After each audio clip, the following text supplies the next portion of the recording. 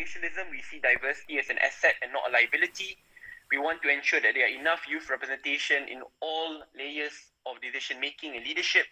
We want to ensure that Malaysia moves forward down the path of policy-making or policy-based platform instead of looking at race and religion per se. And we want to ensure that we reform democratic institutions so that in the end, whoever is in power will never be able to centralize power and that democracy will trump. So I think these are just very basic tenets of what MUDA stands for. And in terms of alliance building, we will go down that path, right? So in the next few weeks, there will be some very exciting announcements which we'll make.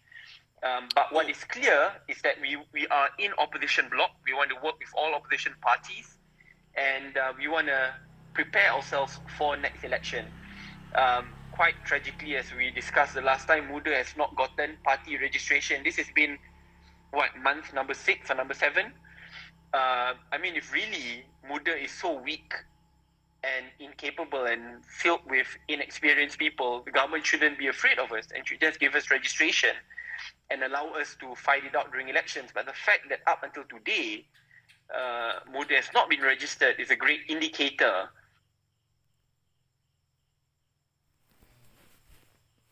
of fear and desperation of those in power to cling on to power.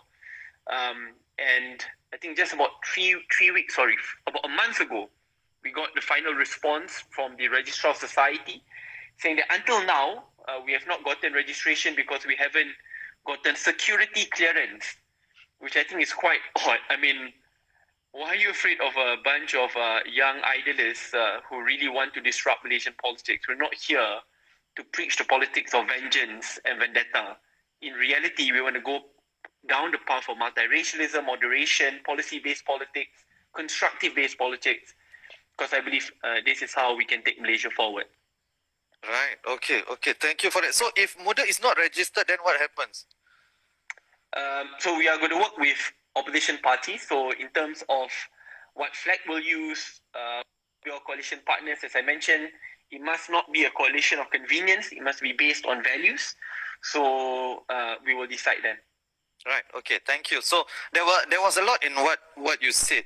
So I want to get to the idea that you said it should be based on policies and multiracialism. And I think from what I know of you, from our conversations, I think it's safe to say that you are a multiracial person at heart, right? But that is not how power is structured at the moment in Malaysia, right? So we'll get to that. But in terms of the alliance, right, you said it cannot be a marriage of convenience. Would you say Pakatan Harapan was precisely that, and that's why it was destined to fail from the start? To be honest, at the beginning, it wasn't based on convenience alone. The fact that we agreed to a certain set of reforms, that the federal constitution was the pivot which tied us all together, and when we were in government, we worked well with one another, but there were leadership disputes at the top in particular, and but in terms of guiding principles, I think we were able to move forward together before election, after election. But I think what must be clear is that there must be clarity in leadership, there must be clarity in policies as well, and that when we are part of government, we need to ensure that we carry it out. So when we talk about democratic reforms and institutional reforms, we need to ensure that it is done, that there must be political will from all parties and not just upon one person or group of people. So yeah, I think moving forward, we have learned a lot, and it's time for us to learn from mistakes. Okay, so is there a preferred prime ministerial candidate, or are there red lines for you in the coalition building? One thing which I've learned again in Malaysian politics, never just rely on a personality or on personalities per se. That's why I keep on stressing on value-based politics, right? It's still too early to tell.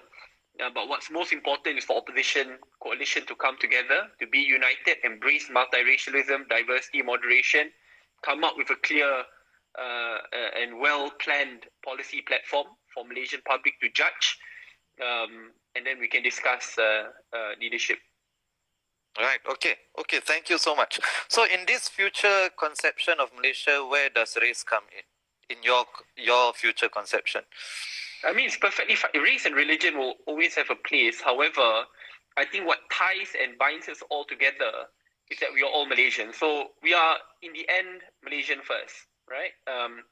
And that while we may not be born into the same religion or share the same skin color, but we share a lot more commonalities with one another, right? In the end, we all want to ensure that that poverty is eradicated. We want to ensure that Malaysia grows prosperously, with great prosperity, that wealth is shared equitably, and that there's great education quality, good quality of living. I mean, these are all things which we all share in common. So I think these are the things which bind us together, which moves beyond factors of race and religion. Right. So does that mean that, I mean, this is probably the biggest, most sensitive issue, right? What happens to race-based policies or race-based affirmative action in Malaysia?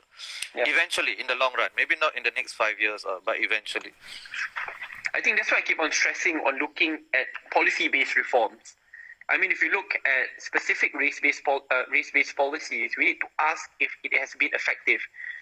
When Tun Abdul Razak instituted the National Economic Policy, it was well-intentioned.